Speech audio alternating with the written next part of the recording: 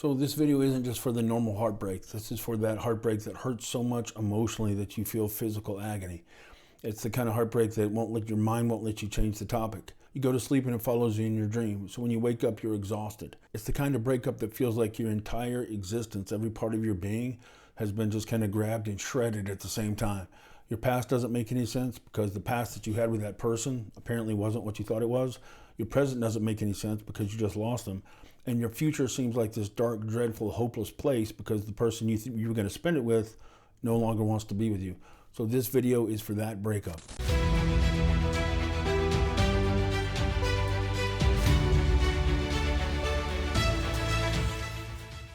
So in this video, I want to tell you the number one thing people consistently do to sabotage themselves and keep them from getting another chance at the love of their life. I'm also going to tell you the number one thing people don't consider.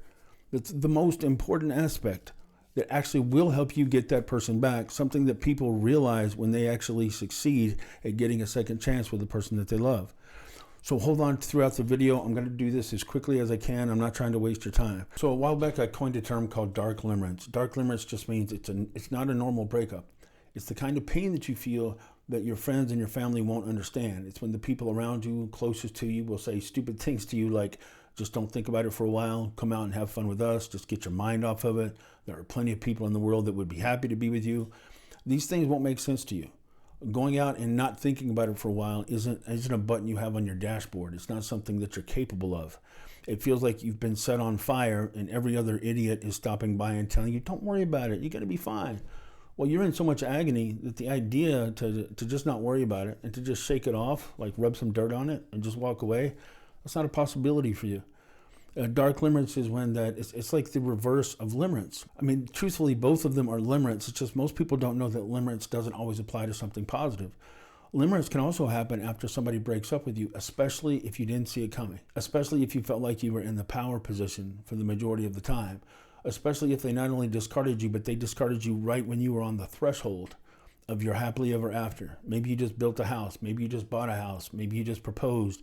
Maybe the wedding date is getting closer.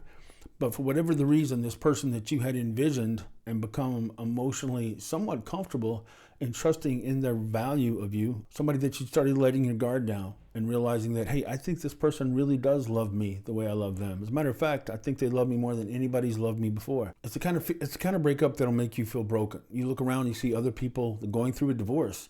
You might even see other people going through a more serious loss. Hell, you might have lost somebody to death. For me, I had a cancer scare. And God pulled me out of it and I ended up being okay. But I remember distinctly when I was going through dark limerence thinking, this is more painful than that. Many times it's so much emotional pain that it feels like physical agony. That's dark limerence. That's the opposite of how incredible you felt when you were falling in love.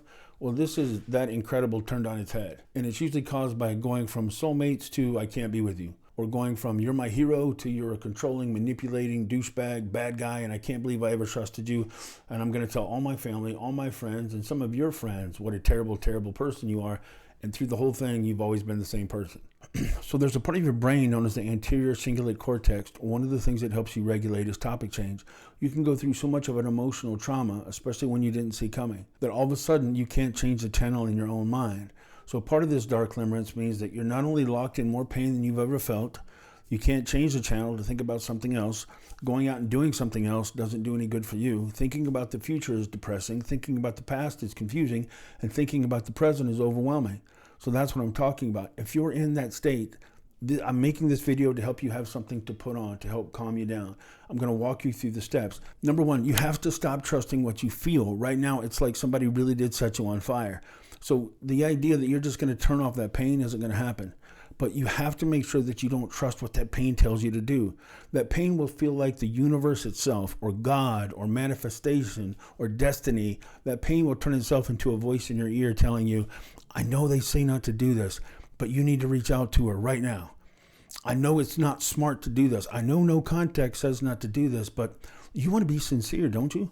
You want to be authentic, don't you? I mean, they probably broke up with you because they don't know how much you love them. They probably broke up with you because they don't believe the two of you actually have what it takes to make it to the end. But you realize how much the two of you belong together. You see so many things. When you just got broken up with and you're devastated, your mind is activated. Like some creators, some inventors will actually get themselves to the point of death. Like one guy will go underwater and hold his breath, trying to trick his brain into thinking that he's drowning. Because when you get into that state of mind, you become extremely alert. You become extremely creative. Your brain is hyper fixated when you're in that state of mind. Well, right now, you're going through what feels like an emotional death. You're in a panic. So your brain is activated, but it's the worst instincts. It's desperation. It's clinginess. It's neediness. It's weakness that's actually being projected. But that fear and that pain will take the form of a voice that says, this is the universe. This is future you. Future you is going to end up happy. Future you is going to end up recapturing her heart. The two of you are going to live happily ever after. You're going to be surrounded by grandkids and great-grandkids, and it's all going to happen because you reach out to her now. Your body and your mind is also going to literally be flooded. You will feel it. You'll feel like a physical reaction to all this pain, to all this panic, to this impulse to reach out and to prove and to show what you've learned and what you've realized. Well, they loved me before. And if they loved me before, now that they broke up with me, I've come to realize here's 127 things that I know I could do better. Here's 197 insights that I had, and I realized 323 things that I got wrong while we were together. All of this together, along with my broken heart, along with my vow to be the best person that they need me to be, surely this is the gift package that will convince them I'm the one they need to come back to. And it doesn't work. You can't turn off that pain. I think it's an insult. I think it's unhealthy for you to fixate on trying to turn off the pain. Your brain doesn't understand negative direction. So the more you tell yourself, stop thinking about the hurt, stop thinking about the pain, stop thinking about them, stop missing them. All your brain knows is miss them, think about them. So let yourself feel it. Dive into it. Of course I miss them. Of course I want them back. When I fall in love, I mean it. I'm authentic and I'm sincere. Now, you'll feel desperate, you'll feel broken, and you'll feel weak because you look at them and they seem happier than ever. Normally, when they break up with you, they feel anything from relief to enthusiastic excitement about their life after you. Either one of those things are just going to confuse you. If they're crying and they break up with you, then it seems like they're closer. If they tell you something like, I know I'll probably regret this, or they're crying because they hurt you while they're breaking up with you, hey, that's a good sign. They still have positive feelings for me. They even said they weren't sure they were doing the right thing. So we're this close to still being together. So let me give them a lot of evidence. Let me give them a lot of reasons. Let me just have a conversation with them that'll only last about 5.5 hours. And I can close that gap. They're right there. The more you chase, the more you pursue, the more you try to close that last little gap, the wider that chasm is going to get. So don't trust. It's two things that sound really contradictory.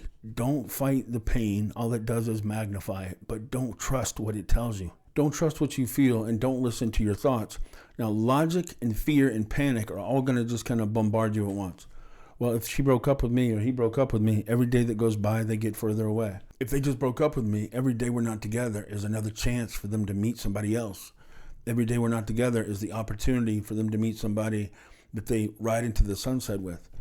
And if you're in this state of mind, you're in so much of a panic that it literally feels like if I don't do something immediately, it's almost like you're trying to catch the last helicopter out of Saigon. I mean, it feels like that's the last kidney that can be donated. And if you don't get something, something doesn't happen right now, there is no tomorrow. That's what it feels like. If you react in that panic, the version of you that you're about to project is not the most sincere, loving, consistent, loyal you that you think it is.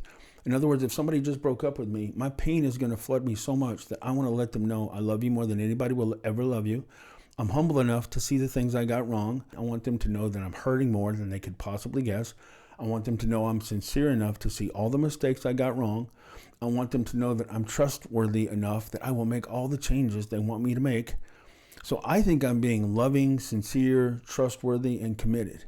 But when I reach out to share all this information, all these heartfelt, soul-level insights of the person I'm willing to be for them because they deserve it, I'm actually just projecting weakness. You think you're saying all those things you wanted me to realize, all those things you warned me about, all the things you told me that you needed, I'm willing to change, I'm willing to become, and I'm willing to give. What they hear is, I'm too weak to live without you. And weakness and desperation aren't attractive. So you're not going to reignite this attraction. You're not going to re-trigger examination because you're willing to do and to become and to change whatever they need you to be. The sad part is to re-trigger attraction, You have to project strength, but you have to project strength at a time when you feel weaker and you feel more devastated than you might have ever felt in your life before. If they broke up with you to be with somebody else, you're going to have a very strong instinct to compete, to fight for them. The problem is, if you're fighting and competing by projecting desperation and weakness, and there's somebody else in the picture, somebody else who's new might be an inferior person to you. You might be the better person in every way, but they haven't had limerence with this new person yet. So they're new, they're exciting. In a lot of ways, they're flawless, because when you're in limerence at the beginning, you don't see the flaws, you don't see the drawbacks. All you see is the fantasy. So you're competing at your lowest, projecting desperation and weakness, and you're fighting against a fantasy. You're going to lose. You're going to romanticize the new relationship while you're boosting the ego of the person that's already discarded you, while you're lowering how they see you in the first place. There's no way that's going to work. I have people all the time that'll set up a call with me, but they'll say, please see attached letter. I probably shouldn't have sent this. A lot of times somebody will send a letter before they talk to me because they have a strong suspicion I'm going to tell them not to send the letter. So I know I'll send the letter and I'll set up a call. That way, if the letter backfires, I already have this session set up with Coach Ken and he can fix it. And I'm not saying sending the letter makes it irreparable. Most people do chase. But if you can help it, don't chase. Just take a deep breath. I know it sounds contradictory, but don't fight what you feel. Let yourself feel it, but don't trust what you feel enough to act on it. Like my mentor, a guy named Dr. Joe Beam, he used to say all the time, feelings can be so powerful, so overwhelming, so painful, and so real that they can also convince you they're true. Just because it seems logical that they'll never come back doesn't mean they won't. Just because it feels unbearable doesn't mean it is. Just because it feels like you'll never be happy again, just because it feels like there's no chance they're ever going to give you another chance. All those are feelings that are going to be so strong and so overwhelming that they will do their best to convince you that it's true. And if they're true, you need to act now. So one of the things you can do, trust yourself not to trust yourself. That's one of the first things you can do. Decide that I'm going to feel overwhelmed. I'm going to feel hopeless. I'm going to feel like, you'll also feel like this isn't going to work. And that's the contradiction. When you're really in the state of dark limerence, you are desperate to do anything while simultaneously believing that there's nothing you can do. And just that contradictory thinking in your mind is going to cause you to want to, it feels hopeless. It makes you feel like there's no way out. It gives you this overwhelming sense of dread. I mean, that's a terrible, miserable two things to believe at the same time. So take a deep breath. Understand that you're going to feel panic. Understand you're going to feel this compulsion to chase, to beg, to plead, and to prove. But resist what you're feeling. Remember, there's a lot of areas in life where if you give into a feeling, a really strong feeling, you know it's not the wisest thing to do. You know it doesn't project the best version of you. Like if somebody cuts you off in traffic, the feeling to assault that person. If somebody flips you off, if somebody keeps talking all through a movie, if a beautiful person hits on you but you're happily married, there are a lot of times where the feelings are going to hit you really hard, but that doesn't mean you trust the feelings. So right now, trust human nature more than you trust what your fears are telling you. And I'm telling you, this isn't Coach Ken. This is based on studies, human behavioral studies. The number one thing you can do to reignite attraction after somebody's discarded you is to show an unexpected level of strength. That's why right now it's a really popular thing, the stoic man. Well, what is stoic? You might say stoic is resilient. Stoic is somebody presenting and projecting that they're unflappable. No, there's no such thing as really somebody who's unflappable. I mean, if you are unflappable, you might be a psychopath. But that doesn't mean because you're feeling this intense whirlwind on the inside that you have to project that on the outside. Catch them off guard. If they broke up with you, they're going to be expecting to see overwhelming sadness, overwhelming anger, or they're going to expect you to give them the silent pouty treatment. Instead of those things, what if you just kind of took a deep breath and remembered who you really are? And if you're not sure who you are because you're in so much pain, really your sense of identity, if you're in dark limerence, will also get rocked. So you'll kind of feel off balance about who you are. But try to remember the version of yourself that they saw you to be when they were the most in love with you. Like when they were telling you things like, I can't believe I'm so lucky to have found you. I've never felt this way about anybody in my life. You're the love of my life. I've never felt a connection like this with anybody. Imagine how they saw you to be, and then until you feel more like that person, act like that person. Who you choose to act like is more of a direct evidence of who you are than who you feel like. There are times that I feel worthless. There are times that I feel dark. There's times that I feel depressed. That's a feeling. What I know is that a God that I believe in created me for a purpose. What I know is that I have value. So what I feel sometimes, I won't let override, I won't let overwhelm what I know. It's the same thing. If somebody just rejected you, of course you're going to feel broken, especially if you're sincere, if you're authentic. When you really fall in love, love isn't designed for you to just feel one day and turn off on the other. So this shock of being rejected by the person that you thought loved you the most is part of the reason you're in this much pain. So your pain isn't something that you should feel shame for. It's also not a sign of weakness, although a lot of times it's going to seem like that to you. And that's the second thing to do. Redefine your pain. Stop looking at your pain as evidence of how irreplaceable they are. Stop looking at your agony as evidence that you broke something that you can never fix. Stop looking at the fact that they seem stronger, happier, and better than ever because they threw you away. That's evidence that they're strong and you're weak. Maybe they're shallow. Maybe they're borderline. Maybe they're narcissist. Maybe they don't know who they are. But it's not an admirable quality that somebody can love you on a Monday and throw you away on a Wednesday. But just because they're not hurting, we see them as strong. We see us as broken. So stop believing that version of you. Tell yourself, look, I'm hurting this much because I have depth. I'm in overwhelming pain because I love them so much that I didn't see this coming. I never would have done to them what they just did to me. That's why it caught me off guard. That's why I'm hurting. Redefine your pain. One of the first people I talked to that really helped me, they said, listen, if you're intelligent, if you're creative, if you're gifted, that comes with a certain level of intensity. So when you feel something, you tend to feel it to your core. So you have your heart shattered by somebody that you trusted. Your level of pain, if you're creative, if you're intelligent, if you're sensitive, if you're loyal, of course that's going to hurt you more. So start looking at your pain as something that you admire about yourself. Carry it like a badge of honor, not like an unbearable weight of shame. Your pain can turn into something that feels like a constant testimony of why they broke up with you. I'm in this much pain, which means I must be this broken. And if I'm this broken, that's why they threw me away. So there's a certain logic circle that we go through. I'm hurting this much because I'm this broken. Otherwise, I wouldn't hurt this much. And because I'm this broken, that brokenness must be why they threw me away. That'll seem like undeniable truth to you right now, but it's not true. You have to start reversing that. I'm in this much pain because when I love somebody, I mean it. I'm in this much pain because when I love somebody, I wouldn't throw them away the way I was just thrown away, so it's a shock to my system. It's unthinkable for me to do to them what was just done to me, so my version of reality just got rocked to a level that I'm having trouble comprehending. But you see the difference in the wording? Frame it so that you have admiration for your pain. That was one of the things that helped me the most. When your pain is a constant testimony to how pathetic you are, it's really hard to get up in the morning. It's hard to move. But when you look at your pain as evidence of how trustworthy, of how sincere, of how authentic, of how strongly you love someone when you truly love someone, then you allow yourself a little bit of admiration for your pain. And carrying pain that you admire yourself for feeling is a lot easier to carry than when you're hating yourself for the agony that you're in. So now that you're accepting the agony that you're in and having a little bit of admiration for yourself, but not trusting what the pain is going to tell you, start projecting strength that you don't feel. It's okay that you don't feel it right now. The number one thing, I said at the beginning, I'm going to tell you a couple of things. The number one thing that people realize consistently who successfully win that relationship back is they understand ego.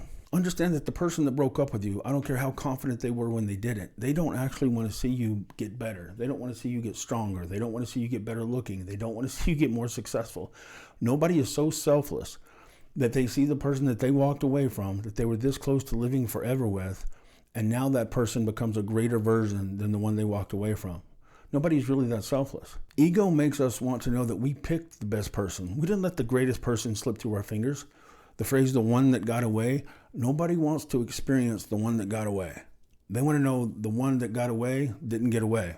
They got him. You have to focus on yourself and stop hyperfixating on them. Become the best version of yourself. The more you can trigger that fear that you are the one that got away, the greater your likelihood to win them back. It's just really difficult for you to convince them you're the one that got away if you're super fixated on them.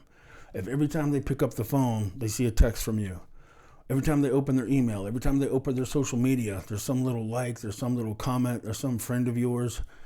It's like the metaphor I use is the house and the porch. If somebody breaks up with you and you refuse to leave the house, you just kind of camp out emotionally on their porch. You can't miss somebody that never leaves.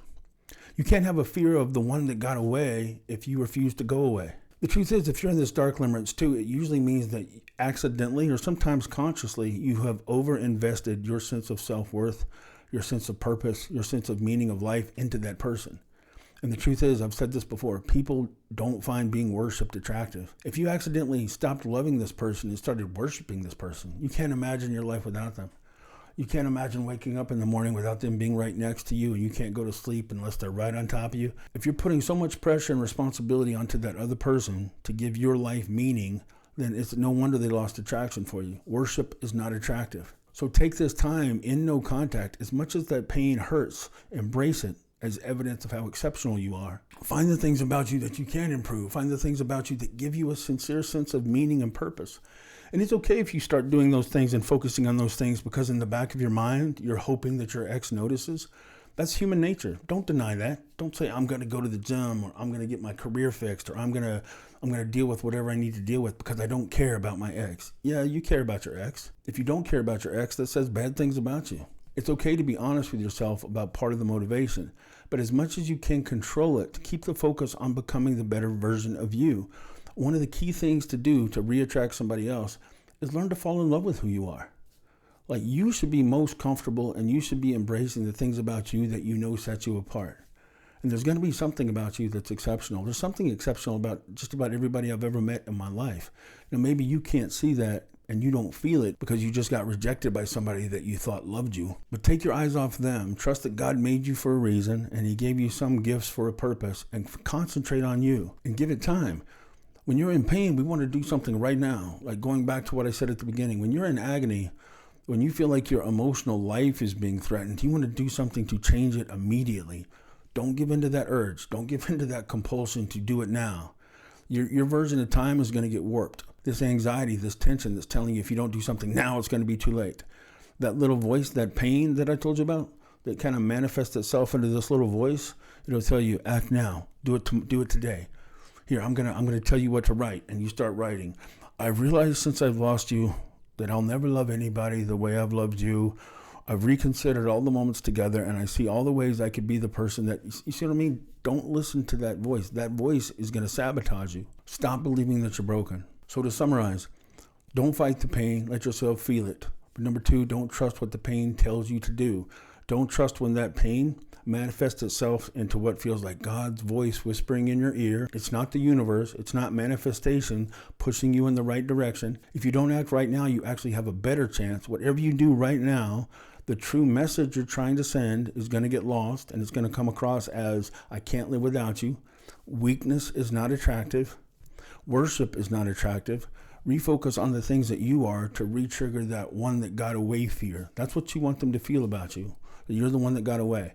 You can't make them be afraid that you're the one that got away if you refuse to leave and you're constantly telling them how much you can only live with them. Focus on yourself. Stop worshiping them.